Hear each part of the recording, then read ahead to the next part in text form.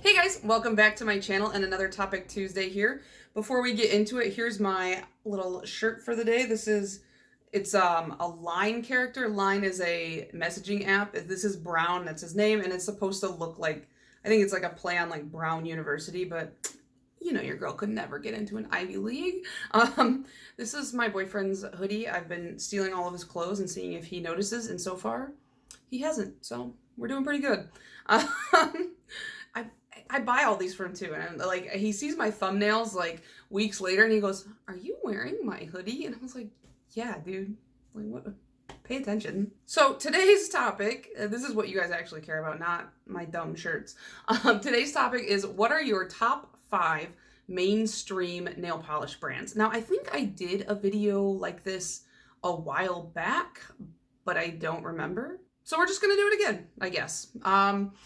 My memory is terrible and my tastes change pretty rapidly, especially over this past year. They've changed quite a lot. So if I've already done this, then we're just gonna revisit the topic. Whenever people ask me, like, what is your favorite X? Like, what is your favorite color? What is your favorite dessert? What food? Whatever. I'm just like, well, in what situation? Like, because I never really have one all-time favorite. If somebody's like, what is your favorite dessert? I'm like, well, is it like in the summer when it's like hot, or is it when we're around Christmas time and like I associate certain desserts with that? Or people are like, what is, your favorite drink? Things like that. I can't pick something unless you tell me the exact situation that we're in, and then I can tell you. And nail polish is no different. I even have specific like favorite ways to eat pretzels depending on the situation. Like, I like those really thick Snyder hard pretzels when I'm watching a movie, and I like soft pretzels when I'm out and about. Like, it's a whole thing. I don't know. I love pretzels though. Pretzels are great.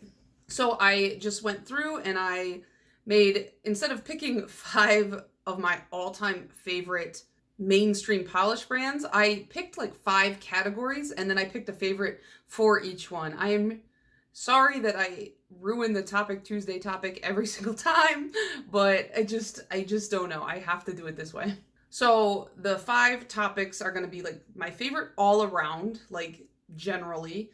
My favorite one that provides fun finishes, my favorite brand that does creams, my favorite like low end or budget or drugstore type polish, and my favorite like high end or I guess kind of like on the more expensive side polish. So I have 5 different brands to share with you and my reasonings why. Okay, so the one that I do actually feel comfortable saying is my all around, all the time favorite brand would have to be China Glaze. And I know you guys have probably heard me say this before, but I just really feel like out of all of the mainstream brands, they are the most innovative and they collaborate with the most IPs that I'm interested in. I will fully admit that they do not always have the best formulas. For example, one of my favorite cream polishes from them, Flip Flop Fantasy, the color is amazing. The formula is the worst. Like, if you wanted to punish me for anything, you could just make me try to paint my nails with Flip Flop Fantasy and have it turn out perfectly even on all 10 nails. I would never be able to do it. No one can do it. That is like a superpower if you can do that, because it is this like really matte formula that it dries down so quickly that it just clumps up on your nail. But the color, I feel like they have a really accessible price point, and when you shop on websites like Beyond Polish or things like that, you can even get a further discount because they sell it at a very discounted price. Like, for example, on the China Glaze website, the polishes are $7.50. At Ulta, I believe they're the same. Pretty reasonable, but when you go to like Beyond Polish, they're $4.60 a piece, and you can use somebody's discount code. You could use my discount code, save 10%. You're saving even more money. So China Glaze, pretty good price point. They also do a lot of fun finishes too. You guys have heard me talk to death on Zombie Zest and Celebrity, so I won't like harp on that anymore, but I feel like they do a really good mix in their collections of creams and fun finishes. I feel like the types of collections they do are really fun. The thing that really got me heavy into China Glaze was when they did their Paint It Black Halloween collection, which was a 6-piece all black collection, but they were different finishes. They did a follow-up a couple years later, I think for a summer collection, and it was all white polishes. Just really fun stuff. Just a cool twist, I think. And they've collaborated with IPs that I really enjoy. They did 2 full Sesame Street collections, which I loved. I'm not somebody who's into My Little Pony, but they did a My Little Pony collection as well. And I have a couple from that one just because the polishes were really nice. They did like trolls. They've done a lot of cool stuff, and they do cute little designs on the caps, which makes me want them even more. And I just feel like with a lot of their seasonal collections, even when they do tried and true colors, they do mix up the finishes a lot more. I'm really looking forward to the, I think it's called the Mystic Bloom collection, which is coming out in spring. It's got kind of just like, they're springier colors, but they're like darker spring. I don't know how to describe it, but I look forward to a review for that on my channel when I can get my hands on it. So yeah, I just feel like China Glaze, they've got me on lock. You know, that is my favorite all around, can do just a little of everything that I want type of brand. Next is a brand that I love for their fun finishes. So my favorite kind of fun finish brand, this is kind of a newer development recently, and that's gonna have to be Color Club. I've been getting really into Color Club lately, just in the past, I would say 2.5 months. Like they released that scented glitter collection, and then they did that 4-piece multi-chrome collection. And then I got their Halo Ice collection, and it was just like the twists that they put on their fun finishes, even like scented glitters, like that's so weird. A scented multi-chrome, again, really fun and kind of out of the box. And so then I started really taking a hard look at Color Club because I realized, you know, I've had them in my collection for a long time. They've been a staple, but I realized the thing that I've always picked out more than anything from Color Club is like they have a lot of chunky glitter toppers. They have a lot of fun glitters, and I have quite a few duo and multi-chromes from them as well as like more metallics and things like that. And so I realized, oh, Color Club really does hit it out of the park with fun finishes. You know, they do have a lot of good creams as well, but when I think of Color Club, the first things that pop into my head are a lot of the glitters that I've gotten from them. And so that is going to have to fill my favorite mainstream brand that does fun finishes. I feel like a lot of mainstream brands that do fun finishes, they'll do 1 or 2 in a collection of creams or something like that, almost as like an accent piece. But Color Club is like, no, 6 pieces of glitter, 6 pieces of glitter. We're gonna do 4 multi-chromes here. Like the whole collection is just a unique finish, and that's what I really like. So that's why I really am starting to love Color Club even more than I already did. Number 3 on my list is the brand that I think produces my favorite creams, and that's going to be Orly. This past year, and I guess a half at this point, I've gotten a larger influx of Orly creams thanks to the Orly Color Pass, which I just filmed the Orly Color Pass video, so that should be coming up soon. And I've always had some Orlys in my collection, but I think that because of the Color Pass, it has brought my attention more focused on them. And I feel like with creams, it is a lot harder to stand out because creams are kind of the default in nail polish. When I think of nail polish, I think that most people, your average person who is not like a nail polish enthusiast, and even some that are, they kind of lean towards creams before anything else. It's just kind of the most common finish out there, I would assume. And so the things that I feel really make this sort of finish stand out are, you know, the price of the polish, the brush style, the color variety that the brand produces, and of course, like the longevity of it all. Orly's price range does kind of vary depending on the finishes, it seems, but the creams are pretty much always, from what I've seen, $9.50 on the Orly website. And to me, that's kind of like a middle of the road price for mainstream brands. You know, OPI is a little bit more expensive than that.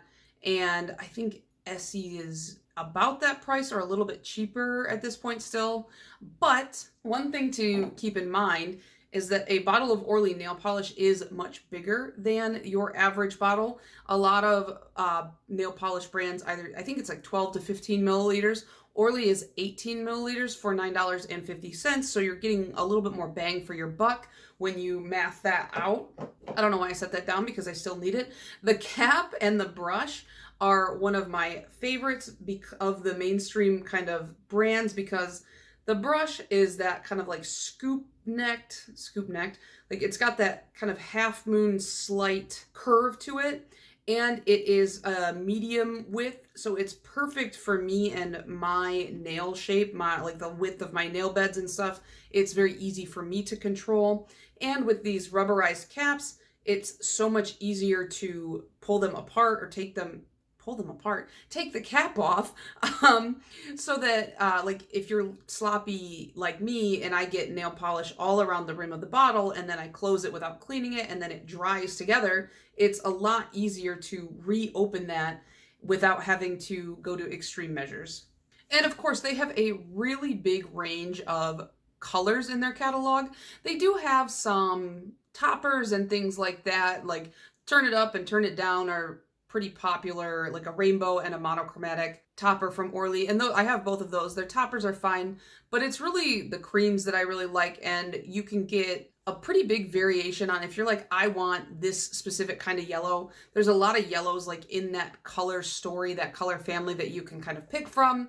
And, you know, when I open my Orly drawer, it's nice because from the top down, you can see a bit of the color poking out on the sides of the bottle. So you can really see the rainbow gradient in my drawer, and I think it looks really nice. So I know that I have a really good variety of colors from them. Number 4 is going to be my favorite budget or cheap or drugstore type brand, however you would like to call it. And that is going to have to be Sinful Colors. It's kind of like a no-brainer to me. Sinful Colors, where I live, I don't know if it changes depending on your drugstore, but they're $2 a piece, which already, like $2 for a nail polish? You got my thumbs up. I just feel like for the price, it doesn't get much better than this. They have a lot of cream shades. They have a ton of fun finishes. They've released a lot of different, like, interesting collections. They've done, they did like a sheer matte collection recently, which is kind of wild to me. That's like a weird finish that I've never really seen before. They've done a lot of scented stuff that I bought 2 of their scented collections. They have something called like a sneaker texture polish. They just have a lot to choose from. And for $2, it's a fun little experiment. Because they're so cheap, it's really just an easy like tack on item in the grocery store, which is pretty much how I accumulated most of my Sinful Colors polishes. It's just, we're at the grocery store and I'm like, oh, that's only $2, and just throw it in the cart. The only issue that I ever have with Sinful Colors is getting them, because the displays at our stores they're just always trashed. They're just a mess. And so colors are never like, you know how like the cardboard in the front will say like, oh, this is this color and this is this color, and the color's never there. It's like 3 rows down. People just mess them up. They put them everywhere. You can see people have like opened the bottles and like swatched them on the thing, which is, come on, look at it in the bottle. I don't know, guys, like that's so rude. But it does kind of add like a certain level of like the hunt, as somebody in my comments recently called it, where you've got to like hunt down these polishes that you want. So like I said, I bought 2 of their scented collections. I bought the Essentials collection, and there was a sweet and salty collection. And for both of them, I had to go to like multiple stores to hunt down the whole collection because the sections were ravaged. And I couldn't find them online anywhere at the time. I think they were like fresh releases. And there was even one just Walmart exclusive polish that I had to go to like 4 different Walmarts to find the polish. But there was something kind of satisfying after running through 4 different Walmarts and finally having all the pieces together. And you're like, I did it. I collected them all, you know? So Sinful Colors, like I said, if you're not looking for anything in particular, it's nice to just browse the section, because $2 a piece, how could you go wrong? And last would be my favorite expensive or high-end nail polish. This was kind of hard for me because I don't really buy from high-end nail polishes frequently. I gotta say frequently because I've literally got like a Christian Louboutin nail polish sitting in the background in the frame. I don't typically buy from high-end mainstream polishes, and if I do, it's usually like a one-off because I just wanted to have one. So it was hard for me to think of something for this category because the only polishes that I can think of that are like more mainstream and high-end, or like just not indie and high-end, would have to be like Deborah Lippmann, which I've never purchased from, and I guess Smith & Cult could fall into this category, but I didn't even think of them until just this moment when I said it. So You know, the polish brand that I thought of, because it is the most expensive mainstream brand that I buy from consistently, would have to be Zoya. And I don't know about you guys, maybe I'm crazy for calling $12 a expensive price point, but I think that in mainstream polish, $12 is a more expensive price point. In indies, I think that that's kind of a standard, so I don't really judge them the same way. But when you're talking to normal people about nail polish and you say, I spent $12 on this bottle of nail polish, they will think you're crazy. Most people I know think that like $5 is too much to pay for a bottle of nail polish. So I really think that Zoya and their $12 price point counts in this category. So just, keep all that in mind. So I believe it was like towards the end of last year, Zoya moved their price point from $10 to $12 a bottle. And that solidly puts them ahead of OPI, which I used to think was kind of one of the more expensive mainstream brands. And Zoya was just like, nope, we're going to be the most expensive. And now they're $12 a bottle. However, I will say, even when they were $10 a bottle, never paid full price for Zoya. I just don't, because they have so many sales. However, I always kind of felt like, especially when I was first getting into nail polish, Zoya is like the adult brand. It's the mature, the professional, like she goes to the office, she wears pumps, like that kind of a brand. I don't know why. I always pictured Zoya as something that like real adults wear, and I'm not a real adult. I'm just a child trapped in a almost 30-year-old's body. So like, I can't wear Zoya. I can't do that. And then I think that probably finally some sale got me sucked in, and I ended up really liking the brand, and I started to realize like they do a lot more than just, professional looking colors. They've, especially recently, I feel like branched out into a lot of different finishes. They've put out some crazier glitters. I guess they always had the pixie dusts though. And they did like those terrible neons like a summer or two ago. I can't even remember what is time. So Zoya is actually a very well-rounded brand as far as colors and finishes go. And one thing that I like that they've been doing recently is releasing those smaller palette collections. Like they did the rose palette, and then I think it was like a sunset palette or something. It had this like beautiful honey yellow color and like a chocolatey brown color. I like those kind of color-centered small palettes because I feel like they're just more digestible, easier to, well, as a reviewer, they're far easier to review because there's less swatching to do, but they are just kind of nicer to look at too. They don't look so chaotic. They look very put together and succinct and pretty. So I like that they're doing that. And also I love Zoya because the bottles just fit really well together in a drawer because they're square. So yeah, I guess I don't really have too many like expensive polishes, and the ones that I do, like I said, are just one-offs. So yeah, those are my top 5 mainstream brands. Let me know what your guys' favorite mainstream brands are down below. I feel like I've tried most mainstream brands, but I guess I'm just not aware of many more than what I have at this point. I don't really see new mainstream brands being released in the same way that we see with indies. Indies seem to cycle a lot faster, or we see more and more coming on the scene, or there's just a lot more rebranding and things like that. But when I think of mainstream, the first thing that pops in my head is like OPI, Orly, Essie, Sally Hansen. Yeah, that's about it. Like, it's just, those are kind of like the powerhouses. They've been around for so long, and they might release like new lines. Like Essie's done Gel Couture, they've done Expressi, OPI has Infinite Shine, Orly has Breathable, Sally Hansen has 9,000 lines. Like, they will release new lines, but I never see new brands. So if you guys know of any like newer to the scene mainstream brands, also throw that down below because I am so out of the loop with that. But yeah, that is going to be it for me on this one. Let me know down below your favorite mainstreams and any new brands that you've seen around, and I will see you guys in the next one. Bye.